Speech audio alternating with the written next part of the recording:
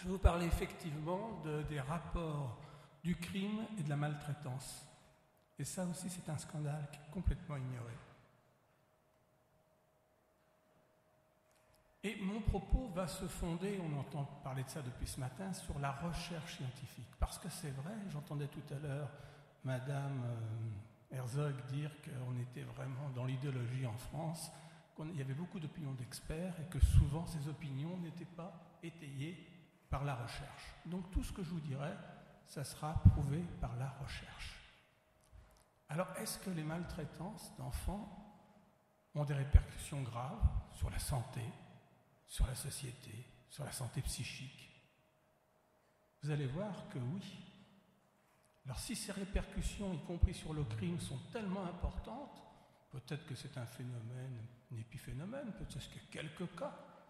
Écoutez, il y a 3 jours, j'écoutais pas, mais je l'ai entendu depuis, j'ai entendu le professeur Ruffo dire à la télévision, à Ruffo, la majorité des enfants qui ont été abusés sexuellement, d'ailleurs il disait abusés, vous voyez, un petit abus de temps en temps, ça passe, hein, mais il ne faut pas abuser des viols.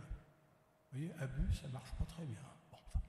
Donc la plupart des enfants abusés vont très bien à l'âge adulte, sur le plan psychologique, professionnel, social. Voilà. Voilà ce que l'on entend.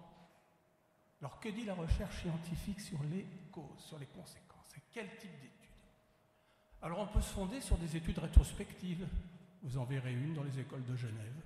Les études rétrospectives, je vous demanderai à vous, avez-vous eu, quand vous étiez enfant, avez-vous subi des agressions sexuelles? Bon, bien sûr, j'ai au moins 10, 20 ou 30% des personnes ici qui pourraient répondre oui s'ils réfléchissent bien. Au moins 30% ici, c'est les statistiques. Mais évidemment, c'est obéré un petit peu par les souvenirs, etc., etc. Parfois, on a plus ou moins oublié, etc. Les études longitudinales et les cohortes de naissance, ça, c'est plus important. On prend toute une série d'enfants nés entre 3-4 mois. Par exemple, l'étude ELF en France, on va étudier 20 ou 30 000 enfants qui sont nés en 2010. Il y a je ne sais pas combien de chercheurs, etc. Et on va étudier l'introduction des farines, la qualité de l'école, le plomb, tout ce que vous voulez, les accidents domestiques. Et en France, c'est tout à fait étonnant, on a encore oublié d'étudier les maltraitances que pourraient subir les enfants. L'étude ELF, la première étude longitudinale faite en France pour étudier les conséquences de tout ce qui peut se passer dans la vie d'un enfant, a encore oublié la maltraitance infantile. Ça paraît ahurissant. J'ai vu ça sur un livre que je vous conseille d'Anne Turtz, qui s'appelle « Les oubliés, enfants maltraités en France et par la France ». Et vous verrez les chiffres assez monstrueux que je vais vous dire. Donc les études longitudinales, on en a une, mais on ne parlera pas de maltraitance. Ensuite, il y a des expertises collectives. Évidemment, comme on ne fait pas d'études en France, on va voir dans tous les pays les études et on essaye de voir, on réfléchit. L'INSERM fait des études collectives comme ça depuis 1994. Il y en a une sur les psychothérapies, qui n'avait pas fait long feu, et il y en a une autre sur le trouble des conduites dont je parlerai pour conclure. Et puis enfin, évidemment, la science c'est formidable, les études c'est merveilleux, mais il faut aussi faire une étude des pratiques de terrain. Comment ça se passe sur le terrain? Parce qu'une étude scientifique peut être détournée de ses objectifs pour des buts idéologiques, pour une mauvaise compréhension. Et nous, à Paris 5, au laboratoire d'éthique, on dit que l'on doit évaluer les pratiques. Voilà.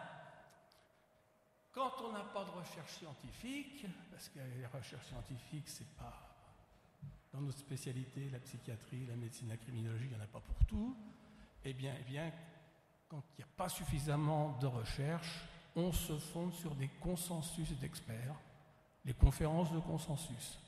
À ce titre-là, je dois dire qu'il y a eu une audition publique sur l'expertise pénale. Une dame, je lui réponds, en France, on ne devrait pas utiliser le mot perversion dans les expertises psychiatriques.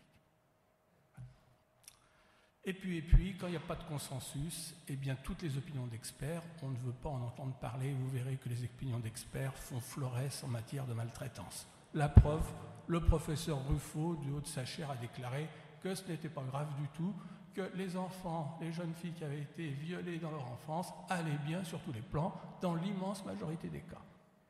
Si vous voyez le buzz que ça fait sur Internet, vous serez surpris. Alors bon, voilà. Alors les criminologues, j'en parlerai un petit peu, ils pêchent à mon avis pour une raison très simple, c'est que les criminologues, ils étudient les enfants qui sont traduits en justice. Alors Maurice Cusson me disait tout à l'heure, ben non, Richard Tremblay, oui, Richard Tremblay, effectivement, il a étudié les enfants qui n'étaient pas encore traduits en justice, puisqu'il les a étudiés à partir de l'âge de 12 mois. Et vous verrez que les travaux de Richard Tremblay font partie d'une expertise collective de l'INSERM, et vous verrez le sort que l'on a fait à cette expertise collective de l'INSERM. Donc les criminologues, en général, étudient les enfants traduits en justice, et là, vraiment, si on veut prévenir le crime, il faut se pencher sur le problème beaucoup plus tôt. Est-ce grave? Alors, il y a des milliers d'études, pas dans le champ criminologique, mais dans le champ psychiatrique. Et voilà une étude importante, puisqu'elle porte sur 10 000 personnes, en 1998, et on voit les événements de vie péjoratifs que les enfants ont pu subir, vous voyez. Eh bien, dans cette étude de 10 000 cas, il y a eu 22% de violences sexuelles manifestes, et il y a eu 52,1% de ces gens qui ont subi plusieurs actes de maltraitance. La maltraitance, c'est quoi? Violence physique, violence psychologique, grave négligence, violence sexuelle. Et les conséquences, vous voyez, eh bien les conséquences de l'exposition à 4 événements de vie pendant l'enfance, ça augmente par 2 le risque de tabagisme, par 5 le risque de dépression, par 12 le risque de faire des tentatives de suicide, par 8 d'être alcoolique, par 3 d'avoir des maladies sexuellement transmissibles, par 2 le risque de cancer, par 1,5 le risque d'être obèse, etc., etc. Toxicomane 5 fois, et le risque de commettre des agressions 2,5 fois. Alors, dites-vous bien que ce n'est pas la maltraitance, ce n'est pas une conséquence directe de la maltraitance, c'est qu'une personne qui a une fragilité, par exemple, chromosomique, qui ne serait pas maltraitée, ou qui n'aurait pas subi des stress prolongés, n'aurait pas ces maladies-là. Donc c'est un cofacteur. La maltraitance entraîne à des conséquences incroyables sur la santé, y compris physique. Alors, les études qui corrèlent la maltraitance et le crime sont extrêmement nombreuses. Alors, une cohorte de naissance a montré évidemment que quand on avait été maltraité, eh bien, on était plus fréquemment délinquant, qu'on consommait plus de drogue, qu'on avait des troubles mentaux précoces, qu'on commettait des délits violents et non violents. Une chose qui m'a beaucoup étonné et que je n'aurais pas cru, comme quoi la recherche c'est intéressant, c'est que les maltraitances subies à l'adolescence semblent être plus péjoratifs sur les comportements criminels que celles qui sont subies très précocement. J'aurais dit spontanément le contraire. Je pense qu'en pensent mes collègues psychiatres, j'aurais dit le contraire aussi. Voilà. Comme quoi la recherche est intéressante. Alors vous voyez, ça c'est les études, hein, j'en ai mis comme ça quelques-unes, il y en a énormément. Celles qui corrèlent les troubles de la personnalité et la criminalité sont extrêmement nombreuses aussi. Et puis, bon, vous avez entendu tout à l'heure, il y a 3 minutes, là, Jean Proulx vous parlait des troubles de la personnalité, etc., etc. Alors bon, la personnalité antisociale est corrélée à la délinquance juvénile. Les enfants victimes d'agressions sexuelles présentent des symptômes cliniques de personnalité paranoïde, narcissique, tout ce qu'on veut. Les borderline sont coléreux, impulsifs, ont des antécédents de violence, etc. Les femmes borderline ont été violentées dans l'enfance, etc., etc. La maltraitance entraîne des troubles graves du comportement. Et je vous en parlerai de façon un peu plus précise. Voilà les études. Donc vous voyez, la maltraitance, ça entraîne des troubles de la santé physique, de la santé psychique, et essentiellement des troubles de la personnalité d'ailleurs. Et ça a des conséquences incroyables sur le crime. Moi, en tant qu'expert judiciaire, et il y en a un autre ici, toi tu es expert judiciaire, il y en a un troisième, je crois, il est exceptionnel que je ne trouve pas quelqu'un qui est un récidiviste, invétéré, qui se retrouve en prison toutes les 3 minutes, etc., qui n'ait pas été gravement violenté dans l'enfance. Je ne sais pas si j'en ai rencontré un seul, pour vous dire. Je n'ai jamais vu une prostituée qui n'avait pas subi des viols, soit dans l'enfance, soit dans les maisons de dressage, comme on dit. Je n'ai jamais vu. Alors, je ne sais pas ce que vous en pensez. On pourra en parler. Est-ce fréquent? Parce que c'est grave, mais est-ce que c'est fréquent? Alors, on est un petit peu embêté, vous voyez. On est un petit peu embêté parce que pour savoir la vraie fréquence des crimes, il faut faire des enquêtes de victimation ou de victimisation, comme disait Maurice Cusson. Bon, très bien. Seulement, comment allez-vous interroger des enfants de 2 ans, 3 ans, 4 ans, 5 ans et leur poser des questions? C'est absolument impossible. D'abord, la législation ne le permettrait pas, et puis il y a des problèmes éthiques, etc. L'OND, vous avez entendu tout à l'heure, l'Office national de délinquance, moi je trouve qu'ils font un travail extraordinaire, mais évidemment à partir de 18 ans. Je ne sais pas s'il est toujours là, M. Soulez, mais pas pour les enfants. Donc c'est extrêmement difficile de savoir pour les enfants. Il faut vraiment passer par des cohortes de naissance ou des études rétrospectives. Alors en voilà une qui est faite aux États-Unis, qui est faite dans un HMO de Seattle, c'est-à-dire un organisme de sécurité sociale, etc., etc., sur les conséquences à long terme de violences sexuelles subies par des femmes de 18 à 45 ans, et on en trouve 620 sur 1000. Alors, il y a eu 620 réponses sur 1000 personnes qui ont été interrogées. On a eu 61% des gens qui ont dit non, moi mon enfance s'est passé tout à fait, strictement rien, je n'ai pas été agressé ni physiquement, ni psychologiquement, ni sexuellement, tout allait bien. On en a quand même 15% qui disaient avoir subi des violences psychologiques ou physiques, et on en avait 24% quand même qui avaient eu des antécédents de violences sexuelles. Vous voyez, c'est extrêmement banal, il y a très très peu de gens qui subissent, comme disait M. Ruffo, tout va bien quand on a été agressé sexuellement, et c'est apparemment très rare. Non, c'est très fréquent. Et une étude de Genève, vous voyez, Genève, c'est pas loin, puis Genève c'est pas le 93, moi je travaille dans le 93. 17 écoles publiques tirées au sort à Genève, etc., etc. On interroge 1200 à peu près adolescents de 13 à 15 ans, 568 filles, 548 garçons. 12,6% des filles ont subi des agressions sexuelles sans pénétration, c'est-à-dire des agressions sexuelles, pas des viols. Presque 5% ont subi des viols, ces petites filles des écoles de Genève, des écoles chics de Genève, n'est-ce pas? L'agresseur était intrafamilial dans 20% des cas. 2,5% des garçons disaient avoir subi des violences sexuelles et 1 et quelques % des viols, les petits garçons. Vous voyez, c'est pas fréquent. D'ailleurs, à l'Institut de victimologie, le nombre de personnes que l'on voit qui viennent nous raconter ou qui nous répondent positivement quand on pose des questions, c'est absolument déprimant. Il y a un médecin du 93 qui s'appelle le docteur Lazimi, qui a fait un mémoire, il y a 5-6 ans maintenant, le temps passe vite, où il devait interroger 100 femmes qui connaissent depuis des années, leur poser une question toute bête. Madame, avez-vous subi des violences physiques, psychologiques, sexuelles, dans l'enfance, récemment, etc., etc. Il les connaissait depuis 15-20 ans.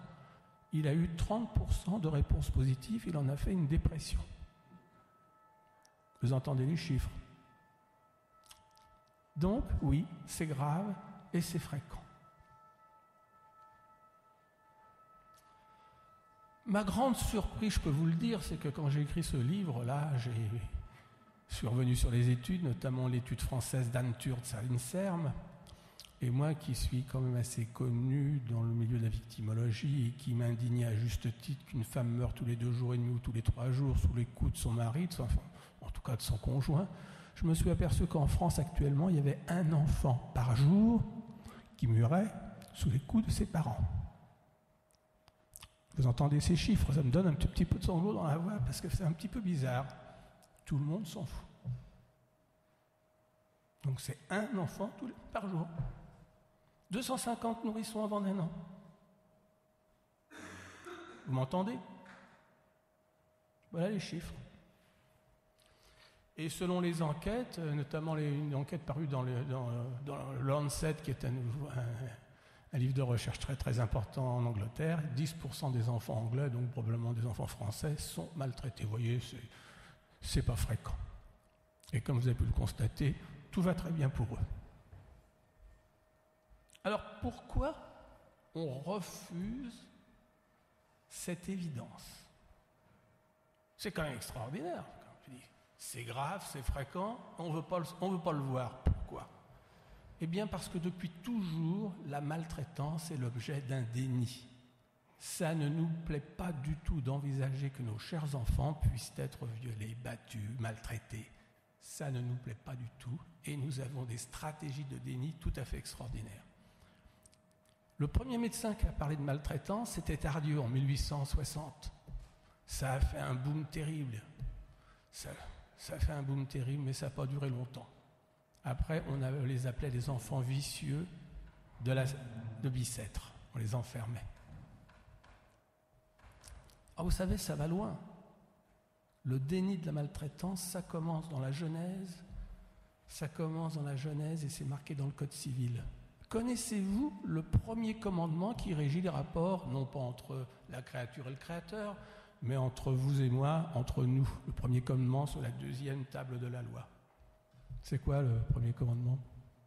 Même si tu es bouddhiste, tu ne tueras point. Eh bien non.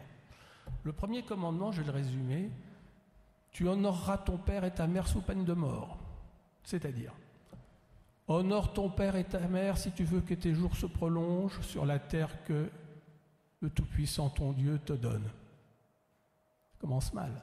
Et c'est repris in extenso pratiquement dans le Code civil. L'enfant, à tout âge, doit honneur à son père et à sa mère. Alors, vous voyez, c'est un petit peu compliqué d'aller dire mon papa, ma maman, mon tonton, mon grand frère. C'est compliqué quand ça commence comme ça dans la Genèse, quand c'est marqué comme ça dans le Code civil. La psychanalyse. Rappelez-vous, la psychanalyse, au départ, ça part de l'idée, en tout cas Freud est tout à fait stupéfait de se rendre compte que les enfants, en tout cas les adultes qui se confient à lui, disent qu'ils ont été violés par leur père dans leur enfance. C'est ce qu'on appelle la théorie de la séduction. Et en 1897, il se dit « je me suis trompé. Mon Dieu, ce sont des fantasmes, parce que ça voudrait dire que tous les Viennois sont des violeurs d'enfants. » Puisque presque toutes les femmes qui viennent me confier, me voir, ou en tout cas un grand nombre, disent qu'elles ont été séduites par leur père. Et ça, c'est la deuxième théorie. Alors, c'est une deuxième théorie qui est probablement valable. Il y a évidemment des fantasmes possibles.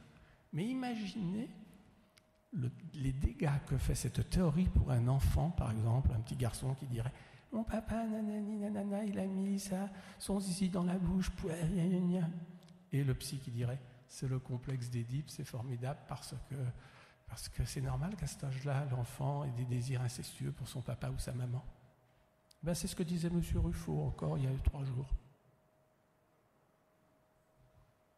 Et vous verrez que le traumatisme, c'est quelque chose qui fait débat en psychiatrie, en psychologie depuis toujours. Donc cette théorie de la séduction, cette idée que tout est fantasmatique. Oui, parfois il y a du fantasme, et parfois il y a de la réalité. Et quand il y a de la réalité, on n'est plus dans le fantasme. Je ne peux pas vous développer ça plus longtemps. Mais sachez qu'actuellement, aux États-Unis, les pédopsychiatres et les psychologues d'enfants qui s'occupent des conséquences de la maltraitance décrivent un trouble de développement traumatique ou un état de stress post-traumatique complexe, où ils appellent ça aussi DSNOS, trouble de stress mal répertorié, qu'ils mettent en corrélation avec des traumatismes précoces et que malgré les milliers d'études qu'ils ont fournies, les gens du DSM-5 ont refusé de faire entrer dans le DSM, c'est-à-dire dans la nomenclature psychiatrique actuelle.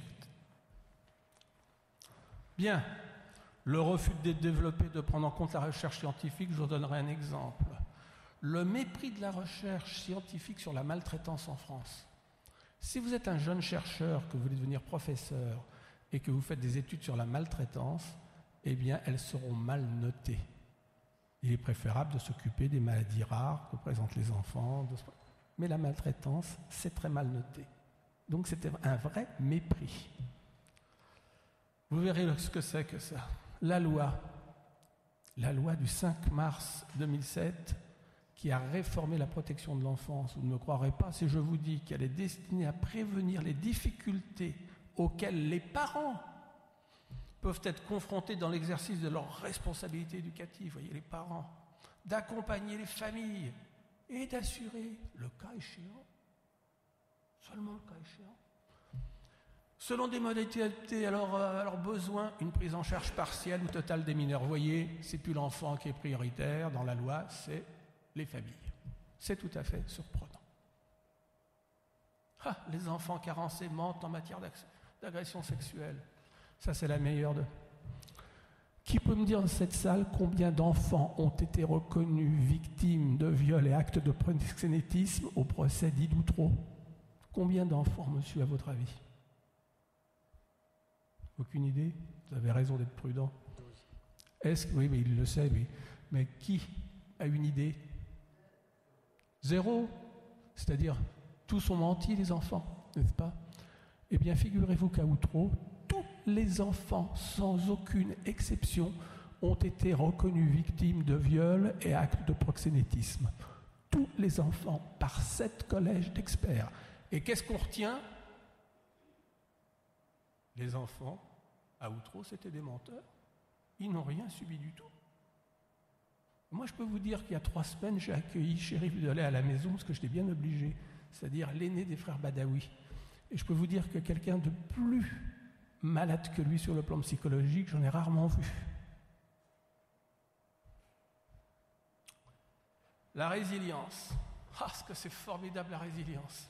Ça donne de l'espoir, ça. Taper un petit canard, il va devenir un joli cygne. Un malheur, c'est toujours merveilleux. Et je rêve. Mais qu'est-ce que c'est que cette théorie à la noix?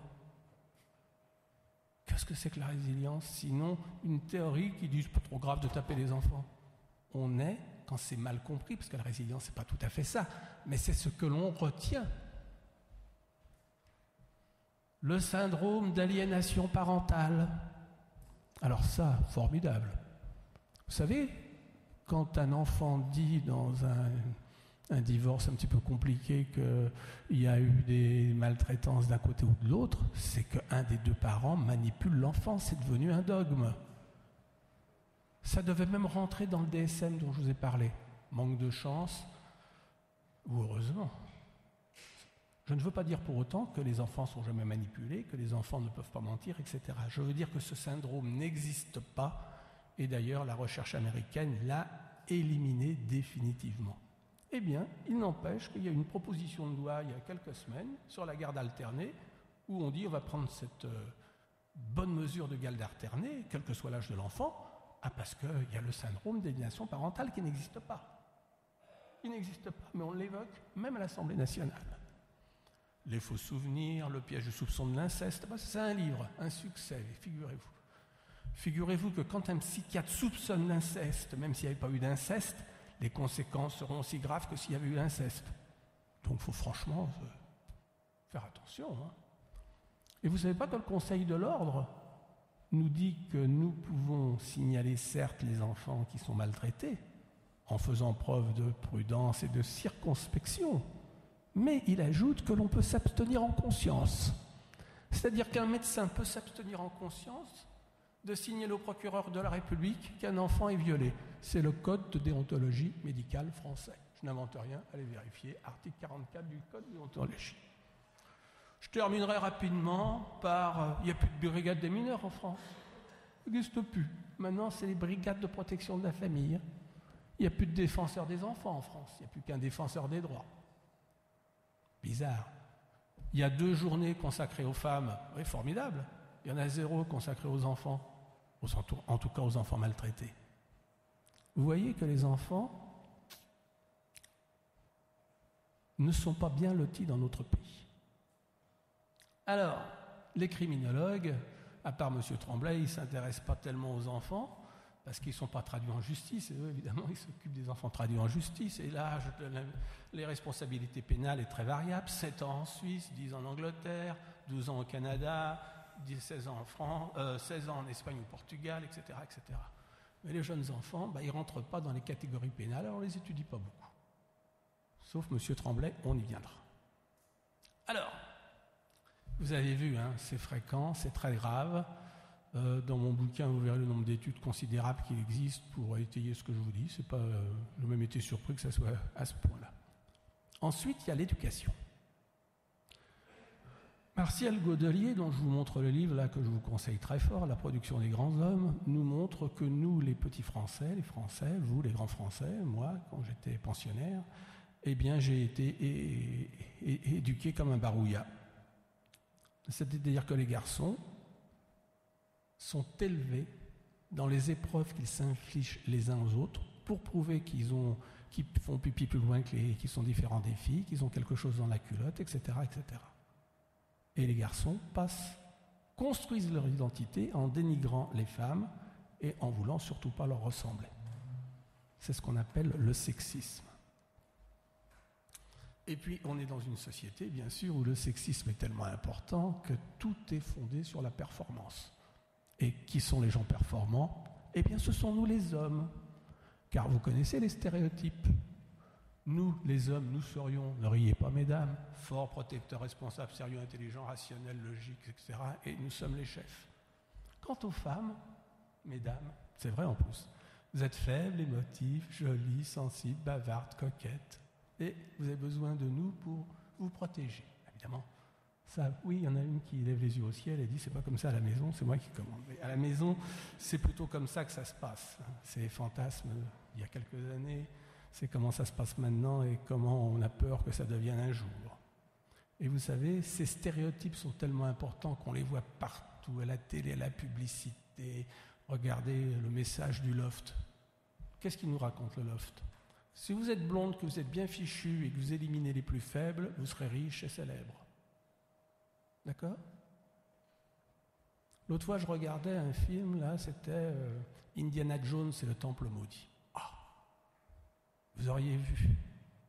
Elle a une robe blanche, elle a une permanente. Je ne suis pas sûr qu'il y en a une qui est aussi bien coiffée. Pourtant, elle n'est pas dans le Temple maudit, aujourd'hui dans cette salle. Elle avait des hauts talons comme ça. Et il y avait Indiana Jones, c'était l'homme, hein. Alors le chapeau, le fouet, tout ça, il la protège. Et puis évidemment, il y a un gros là qui arrive, qui veut les attraper. Alors elle fuit, évidemment, avec ses hauts talons, ça va pas bien. Et ma femme de dire, mais quelle conne, à cause d'elle, il va se faire rattraper. C'est bien ça, non? Vous voyez que nous sommes toujours éduqués pour être des chasseurs, des guerriers. C'est comme ça. Même dans nos prières. Parce que quand on récite Notre Père, eh bien, vous voyez, Notre Père, c'est lui qui commande, c'est lui qui apporte à manger, c'est lui le chef. Et quand on récite l'Ave Maria, ben, vous voyez comme elle est gentille avec le fruit de ses entrailles, cette brave maman qui intercède. Vous voyez que ça infiltre tout. Et on ne s'en rend pas tellement compte. Mais évidemment, ça donne aux hommes, notamment en matière d'agression vis-à-vis des femmes. Regardez, vous connaissez la différence entre un... Comment c'est cette histoire? Oui. Entre un diplomate et une femme. Vous connaissez, non? Ah oui, il connaît, lui. Hein. Un diplomate, quand ça dit oui, c'est peut-être. Quand ça dit peut-être, c'est non. Quand ça dit non, c'est pas un diplomate. Mais une femme, en revanche, quand ça dit non, c'est peut-être. Et quand ça dit peut-être, c'est oui. Et quand ça dit oui, c'est pas une femme. Alors, vous savez, docteur... Au début, je l'ai forcé un peu, mais après, j'étais d'accord. Hein. Ce que j'entends, moi, dans mes expertises, on est bien dans les stéréotypes. On entend tout ça. La meilleure que j'ai entendue, vous ne me croirez jamais, c'est un détenu qui me disait « Docteur, si ce n'était pas une femme, je ne l'aurais pas violée. » Tu as entendu les mêmes choses, probablement, pas loin. Pas à ce point-là, non, mais moi, je l'ai entendu.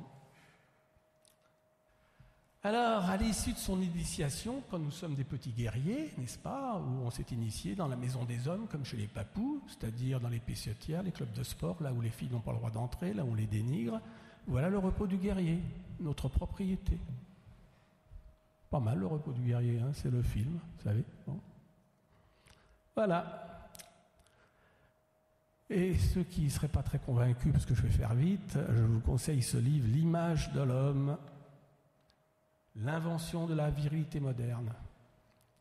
George Moss nous explique comment notre société est fondée autour du culte des valeurs de la virilité, de la performance. Pour vous citer un petit peu le niveau, il vous dit qu'il n'y a pas de différence fondamentale entre un SS, entre un Bobby et entre NGIs parce qu'ils partagent les mêmes valeurs d'héroïsme, d'équité, etc. Toutes les valeurs viriles dont je vous ai parlé. Donc il faut vraiment que nous luttions aussi contre ce sexisme qui fait toujours de nous des guerriers et toujours de vous, mesdames, le repos du guerrier, donc notre propriété. Et j'ai vu des gens très obsessionnels frapper leurs femmes parce qu'elles ne suivaient pas la ligne qu'ils pensaient absolument nécessaire à suivre. Et ce sont des névrosés, à propos, tiens, en fait, on parlait des névrosés qui ne passent jamais à l'acte. Bon, bref. Laissons, et arrivons à la psychocriminologie. Alors, on ne peut pas parler, je le vois, c'est assez scandaleux d'ailleurs, parfois dans les expertises, on ne peut pas parler de troubles de la personnalité chez un enfant avant au moins 16 ans. Mais moi, je crois que c'est bien plus que 16 ans, surtout les garçons, vous savez, ils sont assez immatures. On ne peut parler que d'un trouble des conduites. Eh bien moi, j'ai vu des psychologues, des psychiatres parler de psychopathe d'un gamin de 13 ans qui avait commis une agression sexuelle à l'école. Psychopathe, 13 ans. C'est un peu bizarre. Les personnalités antisociales, on en a beaucoup parlé aujourd'hui, je laisse tomber pour en arriver aux troubles du développement traumatique. C'est-à-dire, quels sont les troubles psychologiques que présentent les enfants qui ont été maltraités, violés, etc., etc., etc. Qu'on peut appeler aussi, vous avez vu, desnose ou état de stress post-traumatique complexe.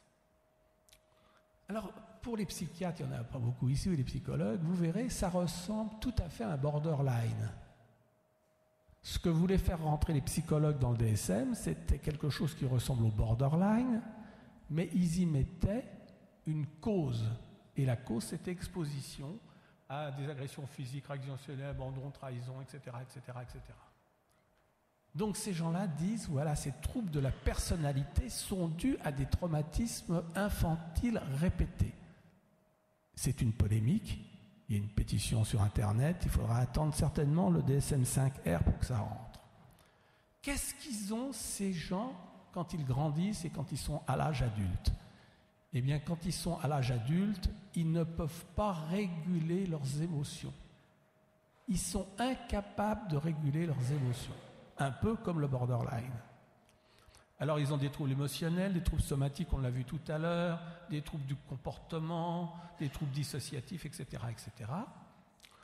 Ils ont des distorsions cognitives, comme disait tout à l'heure Jean Proulx, c'est-à-dire qu'ils manquent totalement de confiance en eux, qu'ils n'ont aucune confiance en personne, que ce soit les éducateurs, les professeurs, les services sociaux, tout.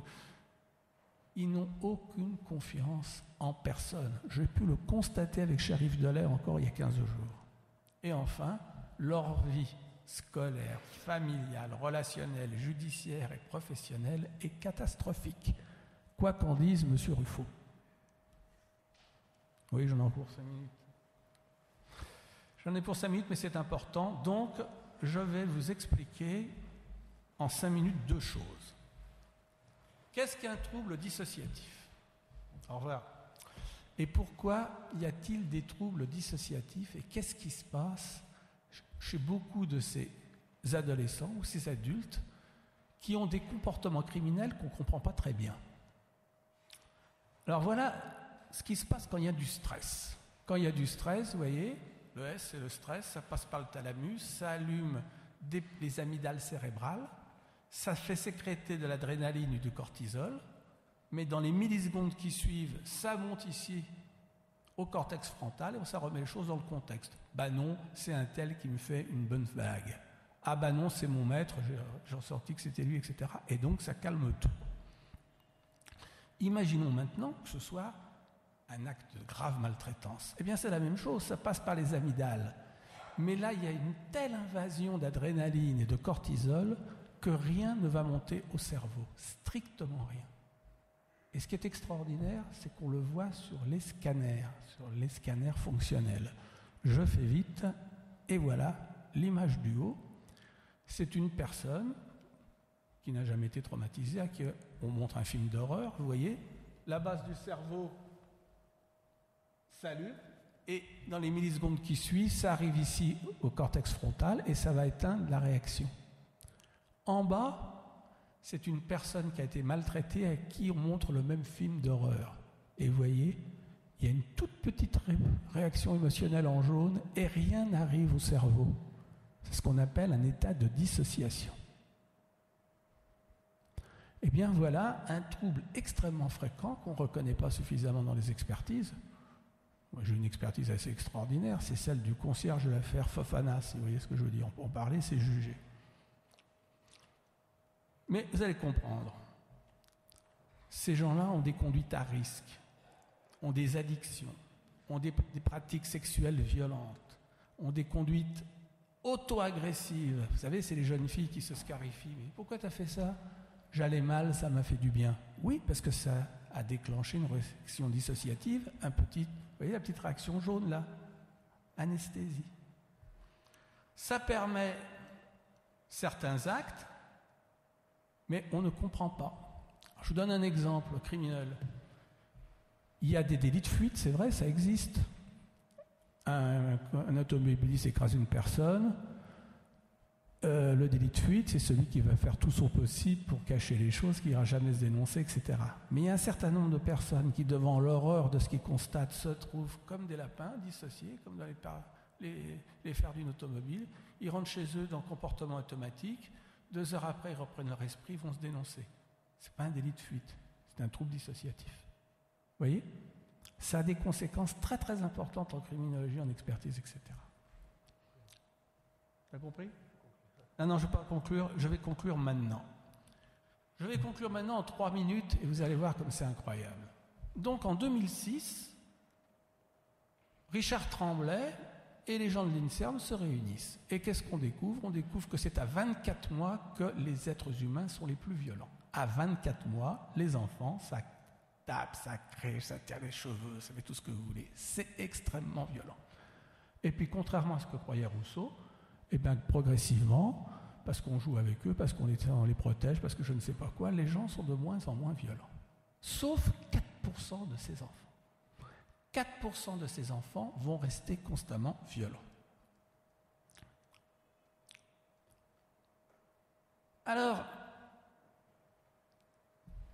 et moi c'est Maurice Cusson qui m'a fait découvrir ça il y a 5-6 ans qu'on a fait le dictionnaire des sciences criminelles. Au Canada, ils ont développé ce qu'ils appellent la prévention développementale du crime. C'est-à-dire que l'on sait que si on veut aider ces 4% de profils, entre guillemets, d'agresseurs, il va falloir aider les parents à mieux les éduquer. Ça ne sert à rien de faire ce qu'on fait, la prévention psychosociale, les emmener au ski, je ne sais pas quoi, machin, les jeux, le foot, tout ça, ça ne sert à rien. Toutes les études ont montré que ça ne marchait pas. Il y a un criminologue qui s'appelle Martinson qui a dit « Nothing works », sauf la prévention développementale, ce qu'on pourrait appeler, nous, l'aide à la parentalité. Donc c'est formidable, voilà l'étude de l'INSERM. Je vous ferai remarquer qu'on ne parle jamais de maltraitance dans cette étude de l'INSERM. On parle de difficultés familiales, on parle de je ne sais pas quoi. Mais enfin, la maltraitance, c'est un gros mot, ça n'existe pas. Résultat de cette étude. Cette étude, on dit voilà, on sait qu'il faut repérer ces enfants-là très tôt pour aider les parents à mieux les soigner. Eh bien non. Parce qu'il y a eu une pétition qui s'appelait le pas de zéro de conduite. La presse s'est déchaînée, vous voyez, Le Monde. Faudra-t-il aller dénicher à la crèche les voleurs de cubes et les babilleurs mythomanes ? Sarkozy utilise un rapport. Les délinquants en puissance sont à recherche dans les couches culottes. Voici le bébé délinquant. Vous vous rappelez pas de cette campagne extraordinaire ? Et voilà comment une étude des profs scientifiques, avec des méthodes qui ont été validées sur la prévention développementale, qu'est-ce qu'on pourrait faire pour éviter que ces 4% d'enfants qui ont, on ne peut jamais prédire complètement, on vous l'a dit, mais qui ont un risque incroyable de devenir des délinquants, comment pourrait-on faire ? Eh bien, c'est tomber à la poubelle pour des raisons idéologiques. Voilà, j'ai terminé.